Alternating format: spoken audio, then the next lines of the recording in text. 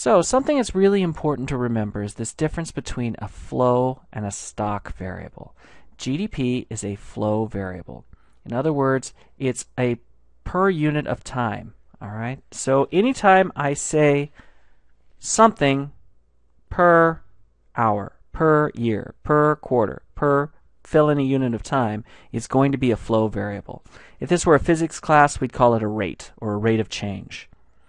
So this is the amount of production that is produced during a given period of time, or during this quarter or this year. All right, so some other examples of flow variables are, say for example, your income. I make $10 per hour, right? That is an example of a flow variable. A stock variable, on the other hand, is something that is as of a given date. So for example, your checking account balance. You may have a checking account balance of $2,000 as of Monday, right? And it's as of that date, so it's an instantaneous read. All right, it's almost, in physics, it would be like a position. All right, it's not a rate of change. It's an instantaneous measurement. All right, wealth accounts is a balance sheet of the economy's assets and liabilities, and it is a stock concept. So generally when we're talking about wealth, we talk about a stock variable, so it's as of a period of time. All right, as of a particular point in time, so it's measured at an instant in time, versus GDP, which is a flow, which is over a period. All right, real wealth is the value of the productive capacity of assets of the economy measured by goods and services it can produce now and in the future. So if we want to figure out, well, how much real wealth do we have? What we want to do is we want to figure out, well, what is the actual value of all of the goods we can produce now and in the future? Bring that back to present value, and that becomes our real wealth. Nominal wealth, of course, the same thing. It's just everything is evaluated in current market prices rather than in base year prices. So we make no adjustment for change in price whenever we talk about nominal. When we talk about real, we do. So GDP measures final output. It doesn't measure total transactions in the economy. It doesn't measure intermediate goods. All it measures is final output. So why does it do that? Well, it counts final output, but not intermediate goods. Why? Because of double counting. So let's do some definitions here. Final output is a good and service purchased for final use. An intermediate product are used as inputs in production of some other product. All right, so for example, let's talk about 3M, which is over in Minneapolis.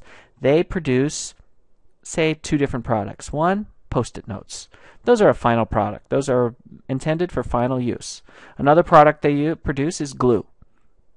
All right, now they produce a kind of glue that's kind of sticky but peels on, peels off. It's kind of cool, right? So it's actually the stuff that goes on the back of Post-it notes. So what do you do with that? Well, they produce that, sell that to somebody, maybe even themselves, to use in production of another good.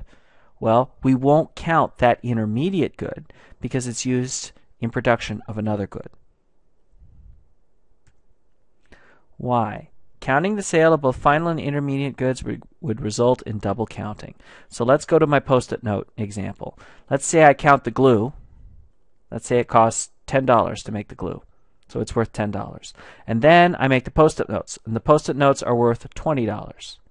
Well, but the glue went in the Post-it notes. So in the $20 value of the Post-it notes that were produced is included the $10 value of the glue. So if I count both, I'll count the $10 glue once, and then when I create the Post-it notes, I'll count the $10 for glue twice. So we only want to count final goods to avoid this problem of double counting. All right, calculate only final. Two ways to eliminate double counting. Number one is to calculate only final output. All right, so a firm would report how much it sold to consumers and how much it sold to producers. So we'd net off intermediate goods. The next approach is we could follow the value-added approach. Value added is the increase in value that a firm contributes to the product or service. So what we do is we calculate this by adding in adding up the value added at each stage of production. So let's take an example of aluminum ore. All right, let's say we're going to take aluminum ore and we're going to turn it into aluminum pop cans. All right, we're going to actually what we're going to do is we're going to create a bottle or a can of Coca-Cola. All right, so we start out with aluminum bauxite. All right, it's in the ground. It's not worth anything because, well, it's in the ground. You can't use it. So the first thing we have to do is mine it. When we mine it, we say that mining process creates aluminum ore, which is called bauxite, that is worth, say, $100 a ton. Okay. Then what was the value added at the mining stage of production? $100 a ton. Then we refine that. Refined aluminum is worth $200 a ton. So what is the value added at the refinement stage? An additional $100 a ton. So if we add it up, 100 at the mining, 100 at the refining stage, we get a total of $200 a ton for aluminum, but we're not done yet. So next we have to fashion it into cans. So let's say aluminum cans, pop cans, are worth $300 a ton for finished pop cans. All right, those finished pop cans, $300 a ton. How much value was added at the production stage of creating pop cans?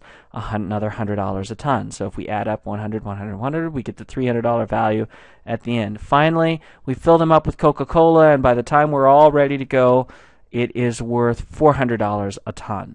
And that $400 a ton, what would we do when we added and finished and bottled and filled the pop? We added another $100 per ton. So if we add up the value added at each stage, we get $400 per ton. If we take the value of the final good, what do we get? $400 per ton. So you might ask, well, why do we need both of these methods?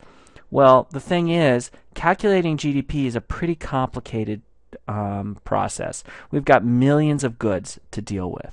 So what we want to be able to do is go at it from multiple directions so that we can make sure we get the right answer.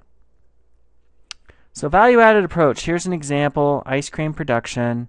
All right, participants, we got cost of materials, value of sales, value added. All right, so we're going to make ice cream. The farmer makes milk. Cost of materials, well, that's kind of silly, but okay, whatever. We've added $100 worth of value just by giving us raw milk, so we got $100. Then we have to have the cone factory and ice cream maker takes the milk. Their initial cost is $100 because the farmer's already put $100 worth of value in there. Their value of their product is $250, so how much did they add? They added $150 at that stage of production. Okay, there's some middle guy, right, who is a wholesaler of some kind. All right, he adds some value. I'm not sure what he adds, but he adds $150 worth of value. Finally, the vendor sells it. The vendor adds some value too, and that's $100. So if we total up how much value added at each stage of production, it's $500. So how much was the final good worth? $500. So what would have happened if we had simply added up the value of all these sales? Well, we would have ended up with $1,250. Why? Because we would have counted $100 once, twice, 3 times, 4 times. This $150 would have counted 1, 2, 3 times, right? So we would have gotten basically what we call double counting. That's actually more than double counting, right? So that's the value-added approach.